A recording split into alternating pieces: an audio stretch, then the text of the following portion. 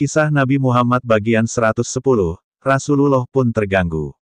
Rasulullah bersabda, "Wahai kaum muslimin, siapa yang akan membelaku dari laki-laki yang telah menyakiti keluargaku dengan menyebarkan berita bohong? Demi Allah, aku tidak mengetahui dari keluargaku kecuali yang baik. Sesungguhnya mereka orang-orang yang menyebarkan berita bohong itu telah menyebut nama seorang laki-laki, Sofwan, yang aku tidak mengenal yaitu kecuali sebagai orang yang baik. Berita bohong tersebut telah menyakiti hati Rasulullah dan keluarganya." Kemudian Rasulullah datang mengunjungi Aisyah yang saat itu memang sedang dirawat di rumah orang tuanya. Aisyah menuturkan, "Kemudian Rasulullah datang ke rumahku. Saat itu ayah ibuku berada di rumah. Ayah ibuku menyangka bahwa tangisku telah menghancur luluhkan hatiku.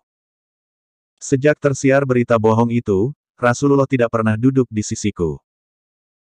Selama sebulan dia tidak mendapatkan wahyu tentang diriku.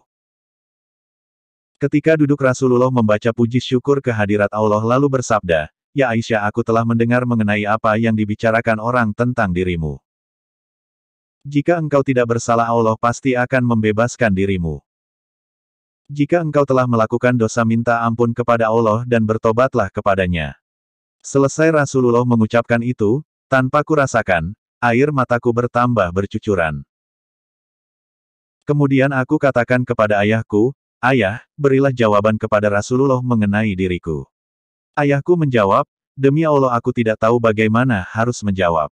Aku katakan pula kepada ibuku, 'Ibuku berilah jawaban mengenai diriku.' Dia pun menjawab, 'Demi Allah aku tidak tahu bagaimana harus menjawab.' Lalu aku berkata, 'Demi Allah sesungguhnya kalian telah mendengarkan itu, sehingga kalian telah membenarkannya. Jika aku katakan kepada kalian bahwa aku tidak bersalah, Allah Maha mengetahui bahwa aku tidak bersalah. Pasti kalian akan membenarkan aku. Demi Allah aku tidak menemukan perumpamaan untuk diriku dan kalian, kecuali sebagaimana yang dikatakan oleh Nabi Yusuf alaihissalam, sebaiknya aku bersabar kepada Allah sajalah aku mohon pertolongan atas apa yang kalian lukiskan.' Air mata Abu Bakar pun berlinang ketika putrinya difitnah.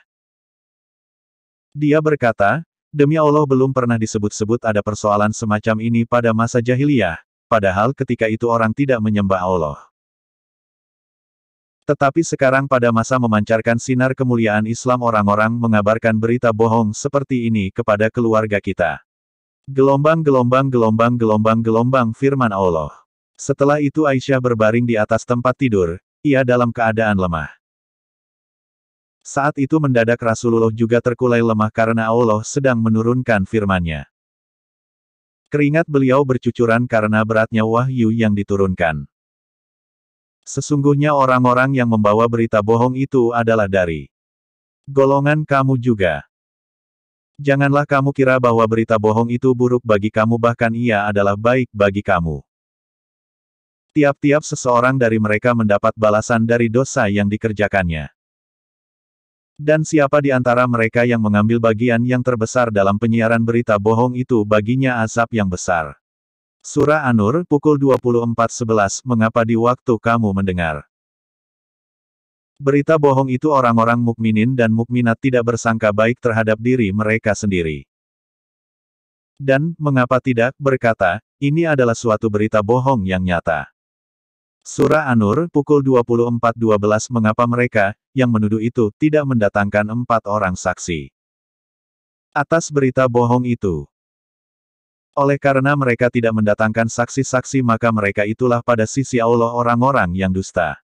Surah An-Nur, pukul 24.13 Sekiranya tidak ada karunia Allah dan rahmat-Nya kepada kamu semua di dunia dan di akhirat, niscaya kamu ditimpa azab yang besar. Karena pembicaraan kamu tentang berita bohong itu. Surah An-Nur, pukul 24.14 Ingatlah, di waktu kamu menerima berita bohong itu dari mulut ke mulut. Dan kamu katakan dengan mulutmu apa yang tidak kamu ketahui sedikit juga, dan kamu menganggapnya suatu yang ringan saja. Padahal dia pada sisi Allah adalah besar. Surah An-Nur, pukul 24.15 Dan mengapa kamu tidak berkata? Di waktu mendengar berita bohong itu, sekali-kali tidaklah pantas bagi kita memperkatakan ini, Maha suci Engkau, ya Tuhan kami. Ini adalah dusta yang besar. Surah An-Nur, pukul 24.16 Allah memperingatkan kamu agar, jangan kembali memperbuat yang seperti itu selama-lamanya. Jika kamu orang-orang yang beriman.